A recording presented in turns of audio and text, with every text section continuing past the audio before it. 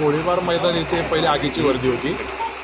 ती आगीची वर्दी पूर्ण झाली आणि फिल्टर हाऊसला पाणी भरत होतं. पाणी भरत असताना आम्हाला परत कंट्रोलवरनं फोन आला. 7:55ला आम्हाला कॉल आला. आमचं पाणी भरून झालं आणि कॉल आला. आम्ही त्वरित गाडी घेऊन 8 मिनिटामध्ये इथं पोचलो. इथून आत्तापर्यंत ही आग पूर्णपणे विझून झालेली आहे. त्याच्यानंतर आम्हाला सपोर्टला आम्हाला पाण्याची व्यवस्था नसल्यामुळे तर स्थानिक नागरिकांनी परत कागल MIDC मधनं पण एक गाडी बोलवली. त्या गाडीच्या पाण्याच्या साह्याने पूर्ण आग 100% विझवलेली आहे. 2 गाडी ना?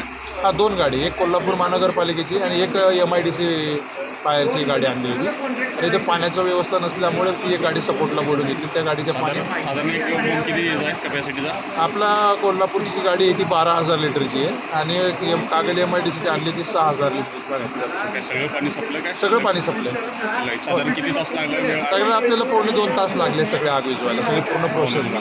कारण काय झालं, पलीकडेतून गोडाऊन असल्यामुळं आणि दोघं बाजूनं गोडाऊन आहे आणि आपल्याला तिथंपर्यंत गाडी डायरेक्ट नेता येते म्हणून पायपा टाकलं आहे. पण जरी आपण गार केलं आहे पण त्याच्यावर रॅक आहेत आणि त्याच्यामध्ये बाथरूमचे वगैरे भांडे आहेत, टॉयलेटचे भांडे वगैरे, त्याला बॉक्स आहेत. त्या बॉक्समुळं परत आग पेटते आणि ते बॉक्स फुटून परत तिथं मध्ये पाणी डीपमध्ये जात नसल्यामुळे थोडीशी कसरत करावी लागली.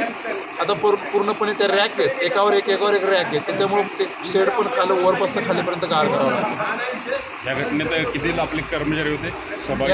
ह्या घटनेमध्ये आता आमची रेस्क्यू टीम आम्ही 14-15 लोक आहेत टोटल. आमचे कोल्हापूरची आणि काही कागलची.